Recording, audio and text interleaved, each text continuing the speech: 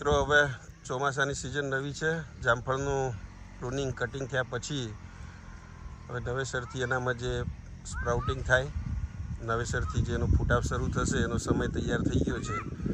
એના પ્રથમ તબક્કા રૂપે હવે એમાં કમ્પોસ્ટ છાણિયું ખાતર નાખવાની આજથી શરૂઆત થઈ ગયેલી છે. છાણિયું ખાતર નાખવા માટે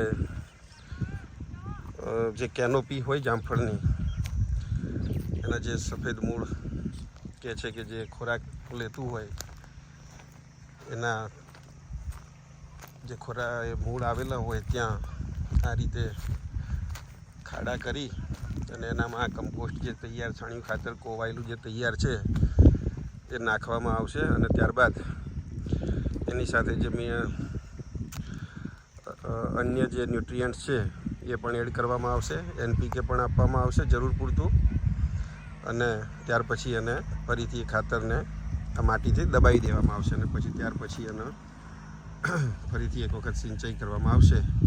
અને આ રીતે જે જામફળ જે જોઈ શકાય છે કે કટિંગ થયા પછીનું જે આ નવું સ્પ્રાઉટિંગ આવેલું છે, આ જે નવા જેને કલાકે છે બ્રાન્ચીસ નીકળશે આમાંથી. અને એ બ્રાન્ચીસમાંથી નવી જે બ્રાન્ચીસો નીકળે એમાં સામાન્ય રીતે જામફળમાં ફ્લાવરિંગ આવી અને જામફળ લાગતા હોય છે. અને જે અગાઉ કટિંગ કર્યા પછીના જે જૂના સ્ટ્રેસ આપેલો પાણીનો તે પાંદડા જે છે આ નીચે જોઈ શકાય છે. એ તમામ પાંદડાઓ પણ એના ઉપર ડીકમ્પોઝરનું પણ સ્પ્રે કરવામાં આવશે, જેથી એ પણ કમ્પોસ્ટ તરીકે ખાતરમાં જમીનમાં કમ્પોસ્ટ તરીકે રોલ ભજવશે. ભવિષ્યમાં પોવાશે અને એમાંથી પણ લાભ મળશે. મિત્રો, આ રીતે હવે ખાતરની સિઝન શરૂ થઈ ગયેલી છે.